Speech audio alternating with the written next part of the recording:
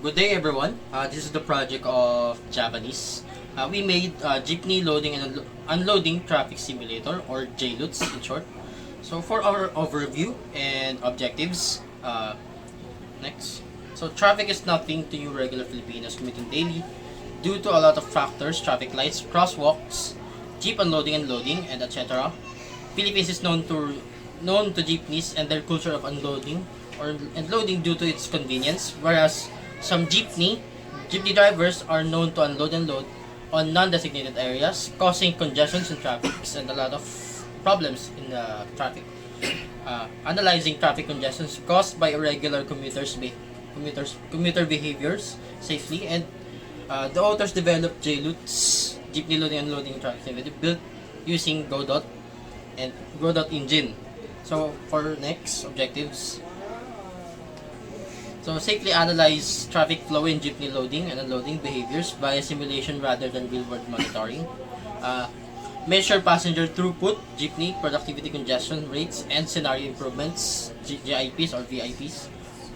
Relies on percentage of improvement formula to verify probability increase. So this project aims to analyze how jeepney loading and unloading affects traffic flow through simulation. It also measures passenger throughput and jeepney productivity and traffic congestion under different scenarios. So, hello po. I'm here today to explain the key performance indicators of the JLUTS program.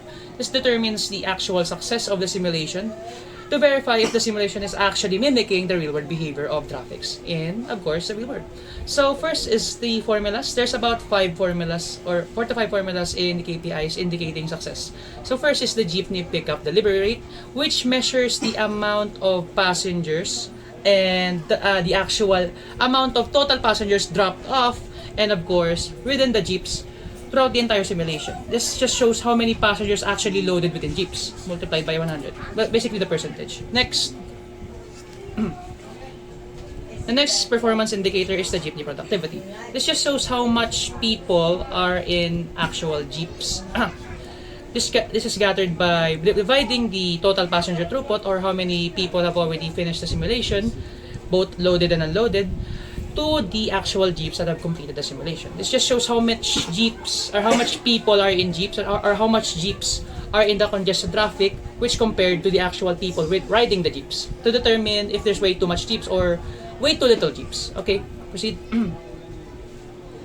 Next is the jeepney composition ratio, which just shows how much jeeps are in the actual traffic space, or how much jeeps are occupying the road in comparison to the other vehicles such as trucks or cars. As you can see from the formula, jeeps finished divided by jeeps finished plus vehicles finished, which just shows a percentage of the actual total jeep count on the overall road. Okay, continue. Next key performance indicator is the jeeps. The jeep improvement per scenario, which just shows how much improvement or how much jeeps throughput actually occurs once we try to modify the variables or the actual inputs, parameters in the simulation itself. This will show if there's actually any improvement in vehicle throughput or jeep throughput as the simulation goes. In the first scenario, and of course the last scenario, will be used to gather this data, or it could be any type of scenario as long as it's a different scenario from the first scenario, modifying the variables itself. Okay, let's proceed to the last KPI. So the last key performance indicator is the VIPs, or the vehicle improvement per scenario, which just shows the same thing as the jeeps, but here it's mostly focused on vehicle throughput itself, to see how much improvement or how much vehicles actually increase the amounts as we modify the actual the inputs or parameters within the simulation itself. Same as the jeeps, you would just have to check if there's actually any improvement or any more throughput for the vehicles to complete the simulation itself. So let's proceed. So for scope and limitations, for scope, vehicles are only cars, jeep, and trucks traveling at unique constant speeds in a straight line. For jeep capacity, strictly fixed between 16 to 22. Random spawning, user person,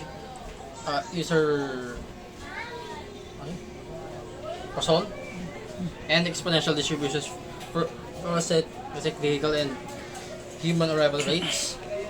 Traffic behavior, focus strictly on jeepney stopping and overtaking actions. for limitations, rules and environment. It ignores actual traffic laws, weather, road conditions, and obstacles and buildings. Other vehicles excludes complex vehicles like motorcycles due to time constraints and human and leading factors. Prioritizes passenger loading over unloading, uses identical human model with uniform simplified behaviors. This simulation includes only cars, jeepneys, and trucks with constant speeds. It focuses on loading on behavior, but it does not consider weather, traffic laws, or motorcycles or other environmental behaviors. Next. For target audience and stakeholders, first is planners. It helps traffic managers and urban planners to analyze congestions, to build better infrastructure and loading laws. For the next is drivers, operators. It helps jeepney pack operators understand passengers' volumes and vehicle productivity in specific areas. Next is researchers. It provides feature researchers or a foundation to expand parameters, improve statistical validity, and increase simulation accuracy. Yun lang. So again, now let's proceed to the model design. So, proceed. So in model design, we have the simulation types. So the simulation type of our system or our program is a 3D stochastic microscopic continuous time step simulation. Basically, it just means that the simulation is random in 3D and it focuses mostly on the entities that exist within the simulation in a continuous time or in a continuous instance of time. Since the instance or the actual process of the actual simulation is counted frame by frame, mimicking the actual real-world behavior or real-world seconds, not perfect, but in theory, it correlates exactly as actual seconds counted in real life, though frame by frame within the Godot simulation. So, it focuses on variance, hence the stochastic variance, meaning the distribution or how far the data is from the actual center point, to just show how random or how unpredictable Jeep spawning rates can be. And of course, it focuses on entities, hence the word microscopic, rather than the actual whole of the simulation. A planner could still theoretically view the actual traffic itself, but they're mostly going to be focused, or actually the actual simulation is going to be mostly focused on individual entities or individual counting entities. The simulation runs again frame by frame, mimicking actual real-world seconds, and it's used to realistically visualize traffic flow since it's a 3D model with physics under the Godot system. So proceed. So we're going to go into the conceptual models, basically just the classes. Conceptual model for the activity diagram, again UML. This just shows the actual Jeep logic. So let's move on to the flowchart on how a user could actually use this program. So let's proceed to the mathematical models involved in our simulation. First is the Poisson distribution. So now we're proceeding to the average. This just shows, so let's proceed to the variables and parameters. So this just, okay, so let's move on to the assumptions. So let's move on to the data requirements. So my name is James Jimenez and I'm here to discuss the functional specification of our system. So this includes all the functions available for the program to process information and process as well as features. My name is Jeepney De Leon. So the topic is next is technical specification. So next, so technology stack. So ginagamit ang Godot 4.6.3 at ang GDScript para mabuo ang 3D traffic simulation kasama ang Godot Roads Generator para magawa ng mga kakasada at ng mga mathematical function at built-in sa Godot. Habang Poisson at exponential distribution function ay direktang ginawa sa GDScript. So next is data structure. So gumagamit ang simulation ng queues, arrays at least para maghawak ng data. Ang queues ay para sa vehicle spawning, habang ang arrays at least ay para sa datasets allocation storage. So next is ang random number generation. So ginagamit ang simulation ng built-in PRNG ng Godot para sa random events at spawn rates. Ang mga pangunahing functions na ginagamit ay random open parenthesis, close parenthesis, and run df, open parenthesis, close parenthesis, and next is run f range, open parenthesis, close parenthesis, and lastly yung run I range, open parenthesis, close parenthesis, and that's all. So good day everyone. So I'm here to discuss the validation and verification plan. So first is verified using trace logging, live system logs, and Puson based input testing. So we use the logs and print statements to monitor the results in real time. So we included Puson computation to check if the output remain consistent based on the given user inputs such as duration settings and unload toggle to make sure the system responds correctly whenever these values are changed. So next bullet are tested vehicle collision detection, braking behavior, and lane shifting logic using sensors and obstacles. So we tested whether the vehicle and jeepney behaviors were working properly by placing obstacles on the road. This allowed us to see if the vehicles would brake correctly when something was blocking their path. Sensors were also used to detect nearby objects. As a vehicle approaches an obstacle, it gradually slows down until it becomes to a complete stop. For lane shifting, we check if a jeepney would change lanes when the adjacent lane was clear and all required conditions such as timer and sensor checks were met. So the third bullet, we check whether the spawning of vehicles, jeepneys, and passengers, trucks, and other vehicles was truly random.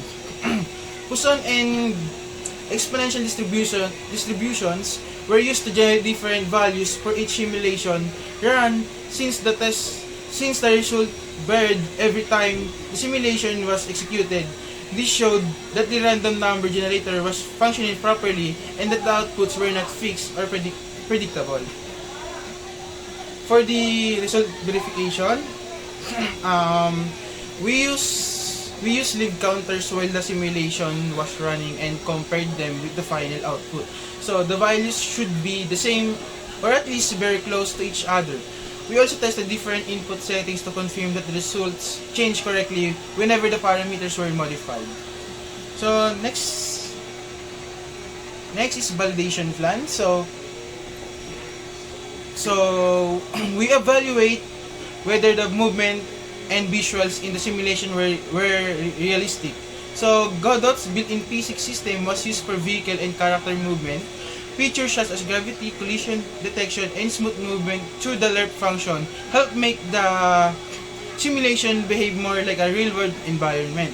So next bullet, all measurement in the simulation were based on meters to keep everything consistent. This includes lane sizes, objects, dimension, and movement speeds. So the vehicle speed were measured in meter per seconds, making them easier to compare with real-world measurements.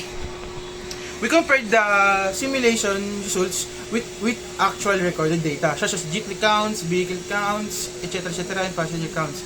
So a variance limit of around 10% was used to determine whether the differences were still acceptable. Even if the numbers were not exactly the same, what mattered was that the simulation showed behavior similar to what was observed in real traffic condition. And for the last bullet is our sensitivity analysis. For the sensitivity analysis, we observed what would happen when the variables such as jeepneys, vehicles, trucks, and passenger spawn rates were changed. This helped identify situations where the system might become unstable or congested. So, for example, if passengers demand became too high while the number of jeepneys remained low, we could determine whether the system was still able to handle the demand. We also tested the effects of increasing vehicles counts and changing unloading behavior. So for the next part is demo.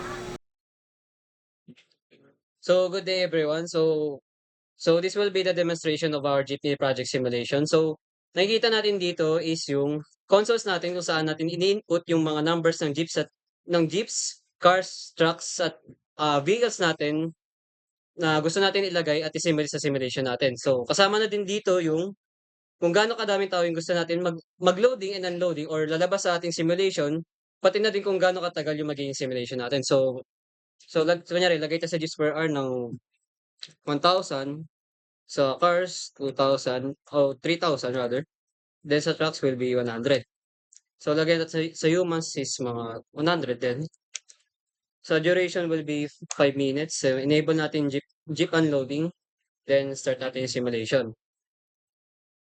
So dito nakikita natin sa kaliwa, yung jeeps na nag-spawn, pati na rin yung vehicles, pati yung time elapse. Then dito sa kaliwa nakikita natin yung cancel simulation natin. And pwede natin i-fast forward yung simulation natin ng times 2, times 3, times 4, times 5, and pinakasagad is yung times 8. So dito, nakikita natin na nagsisimulate yung jeep simulation natin. Dito nakikita natin yung mga jeeps, trucks at vehicles natin na dumadaan, pati na din yung pagsakay at pagbaba ng mga pasahero natin. So nakikita din dito yung yung current oras ng simulation din natin. So ayun, pwede rin natin baguhin yung angle ng camera natin. Then ito yung una, yung pangalawa, yung pangatlo, yung apat, and meron din tayo yung fly mode. So nagagalaw natin. So dito, natapos na yung simulation natin. So nakikita natin dito yung table kung saan nakalagay simulation complete na, yung oras na nag-elapse which is yung 5 minutes, yung bilang ng jeeps na nakita natin, yung poison jeep result, yung vehicles finish, yung poison vehicle result, yung total, pati yung passengers loaded and yung draft off, yung total passenger throughput at yung poison passenger result. So ibabalik natin sa main menu.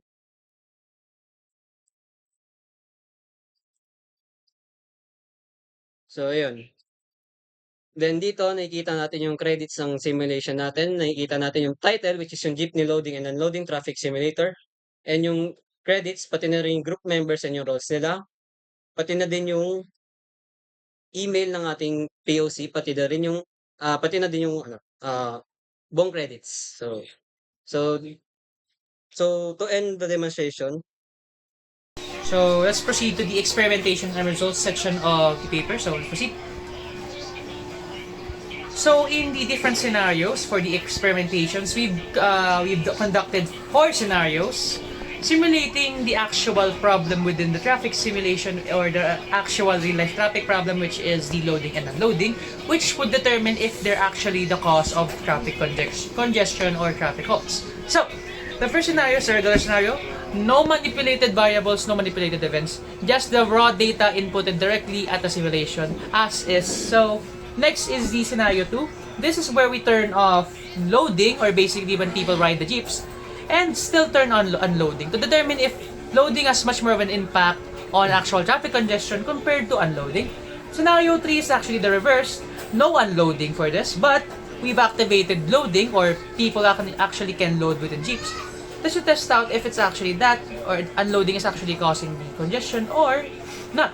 And finally, scenario 4, both of them are off to determine if both of them could possibly affect the traffic flow itself. So let's proceed to the results of the analysis as conducted earlier by the demonstration. You could imagine how we did the actual experimentation. So for the results and analysis section, so we've conducted first scenario 10 tries.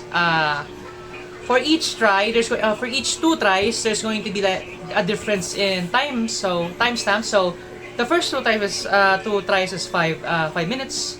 The 3 and 4 is going to be around 10 minutes. The 5 and 6 is going to be around 20 minutes. 7 and 8 is going to be around 30 minutes, and the last 2 remaining runs is going to be at around 60 minutes.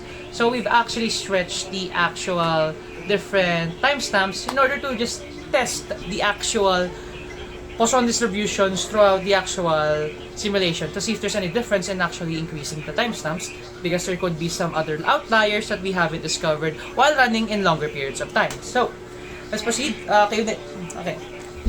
Come back a bit. Okay. So for the first scenario, we've just done the bare minimum of not moving or not manipulating any environmental details or any variables, just raw data as is. So using the different statistical formulas, we've gathered the average for each parameter output, and then gathered the different results for each KPI. So the composition ratio, basically how much jeeps are in the road, 19%. Jeeps improvement per scenario, or the jeeps, none, since this is the first simulation run. Vehicle implementation, same thing. There's going to be none since this is the first implementation run again. There's going to be jeepney vehicle pickup delivery rate. Basically, the amount of people actually jumping into jeeps and cruising. So 4.89%, approximately 4.89%. And the jeepney productivity, basically how much jeeps are actually being utilized properly, or how much people are within those jeeps to determine if there's a surplus in jeeps. So there's about 10 people per jeep, or 10.32 approximately to be precise. So it could be more than or less than 10. So proceed. So let's go to scenario 2 results. So again, we've captured the averages over here, as you can see from the screen. So this focuses more on the actual no unloading. No loading. So no people can actually ride the jeeps while the simulation is happening. So there's a spike in increase in all variants or in all KPIs except for the jeep pickup delivery rate, since there's actually no people actually riding the jeep. So that's obviously as expected. So the jeep composition ratio increased from the earlier 19 to 22.14%. This is an approximate value. It's actually a big number. Jeep improvement per scenario increased dramatically by 20%, meaning that the amount of jeeps increased in the margin of 20%. From 287, I think, from the earlier results to 340, an exponential jump. Vehicle improvement per ratio also increased very so slightly, since there were already a lot of vehicles already in the road anyway. About 0.93%. Vehicle pickup rate, of course, going to be 0. And jeepney productivity, less people actually here, but only like 1 or 2 people are going to be less likely to be inside of the jeeps while the simulation is happening. Around 9.41 people per jeep. So next. So let's move on to scenario number 3, which is the no unloading. I think this is the no loading. No unloading. Let me just recheck for a quick. Okay. Yeah, the no unloading with unloading. Basically, the actual unloading is turned off, but people can actually load or board jeeps. So this is a bit more of a stretch scenario, since the results are a bit more different and actually unexpected. So the jeepney composition ratio lowered, which was unexpected because we turned off one of the main factors that we were trying to guess as the main possible congestion issues. So a bit more on the random side there. Jeep improvement per scenario, jeeps also decreased for some reason. It became negative 1.94, which was actually a decrease in amount of jeeps. So this was again an unexpected result, since we actually turned off. There could be multiple factors on why this could happen. Possibly because of the congestion traffic, not being able to unload properly, or not being able to actually count the number of vehicles properly, because maybe we've got a bad distribution, or let's just say a unlucky pull when it comes to the randomized numbers. But this is the kind of the expected results when it comes to distribution formula, since there's still a variable or a factor of uncertainty when it comes to using distribution formula. So this perfectly fits right around that area, the uncertainty itself. As you can see, the negative result from the jeepney improvement scenario. Vehicle improvement scenario, VIPs also increased rather than decreased. So it means that there's actually more cars this time compared to jeeps, compared to the other version. Pickup rate became 5.86, since actual loading was turned on and unloading was turned off. People can actually load the jeeps, but they can't leave the jeeps on those particular areas. And finally, jeepney productivity almost remained the same as the first scenario. Still at 10 people per jeep. 10.12 to be specific. So, proceed. So for the last scenario, for the last experiment, for the results is scenario 4, which both unloading and loading were turned off. So this showed unexpected but small results, since the results were quite marginal compared to the scenario 2, which was quite unexpected as well. But still, it was still increasing as in comparison to the third and first scenario. So the Jeepney composition ratio is 18.58 this time. So there's a bit more Jeeps now compared to the other version. Jeeps also, or the Jeeps improvement per scenario, Jeeps, is now 2.86. So it increased by 2.86%. Vehicle improvement increased significantly as this happened. So this could possibly differ that the amount of vehicles that actually simulated through the simulation itself, or actually ran through the simulation, increased in number significantly compared to the Jeeps itself. So this could be possibly mean that the main cause of congestion could be for the vehicles. The main cause of congestion for the vehicles themselves is the unloading and loading culture of Jeeps, not for the Jeeps itself, but for the vehicles being affected, but for the vehicles in the road itself. So Jeepney pickup delivery rate, of course, is going to be 0 because there's no loading. And finally, Jeepney productivity, about 2.08 or 2.09 people per Jeep, or basically just 2 people per Jeep. Very small amount because no one was actually loading and unloading. Basically, it was just a straight flow throughout the simulation. So these results actually show that vehicle count could possibly exist when loading and unloading is turned off. So let's proceed to the actual last part, which is the conclusions and recommendations. Okay. So hello everyone, I'm Jackson Mainem. So for the last part, here's the conclusion and recommendation. Next. So yeah. So the simulation results across different scenarios showed a chaotic and unexpected behavior. Katulad ng when loading and loading were removed, yung traffic flow generally became smoother, diba? So from the results, makikita natin that jeepney loading contributes to traffic congestion, which leads to a decrease in throughput or the number of jeepneys and vehicles or the number of jeepneys and vehicles passing per hour compared to the other scenarios. So removing both loading and unloading only produces a slight improvement in throughput compared to removing loading alone. So this is an unexpected outcome due to random variation in the simulation influenced by the PRNG system in Godot 4. So yun, overall, though we still consider the result as both may play a role or factor, and we still have no knowledge of, as of yet, that may actually happen in real life. So this shows that traffic is still unpredictable even in a simulated controlled environment. So next naman is the recommendations. So una, kailangan natin mag-add ng mga statistical variations sa behavior ng mga passengers, ng jeep, at ibang vehicles. So ibig sabihin, hindi lahat ng galaw nila is pare-pareho. Sa real life kasi, di ba, may mga pasaherong mabilis sumakay, meron ding mabagal, may mga jeep din na mabilis mag-stop or mag-start, while yung iba is mas matagal. Kapag isinama natin dito sa simulation, mas magiging accurate yung results kasi mas malapit siya sa totoong behavior ng mga tao at vehicles. So, next is maganda rin pwede na tayo mag-add ng mga environmental variables such as yung mga motorcycle count, yung mga weather, yung mga time of day, yung mga holidays, at yung mga special events. Kasi diba sa real world, meron tayong mga malaki yung effect ng environment sa movement ng mga passengers at vehicles. Halimbawa, diba, pag umuulan, mas bagal yung galaw ng mga tao at sasakyan. Kapag rush hour or holiday, mas dumadami din yung mga sumasakay ng jeep. So kapag included ito sa simulation, mas nagiging realistic yung behavior ng mga system. Yan. And pwede rin tayo dapat i-consider din yung mga boarding time at drop-off time. Pati yung possibility na sabay-sabay bumababa yung mga passengers. Sa actual na jeepney setup, hindi instant yung pagsakay at pagbaba ng mga tao. May delay talaga to. So lalo na kapag marami pasahero, di ba?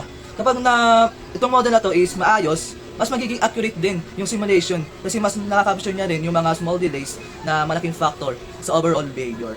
So next is pwede rin tayo simulate ng jeepney terminals at i-analyze kung paano nakaka-epekto yung placement na ito. So halimbawa, di ba kung saan nakapwesto yung terminal, nakaka-influence siya sa kung paano kumila at kumikilos yung mga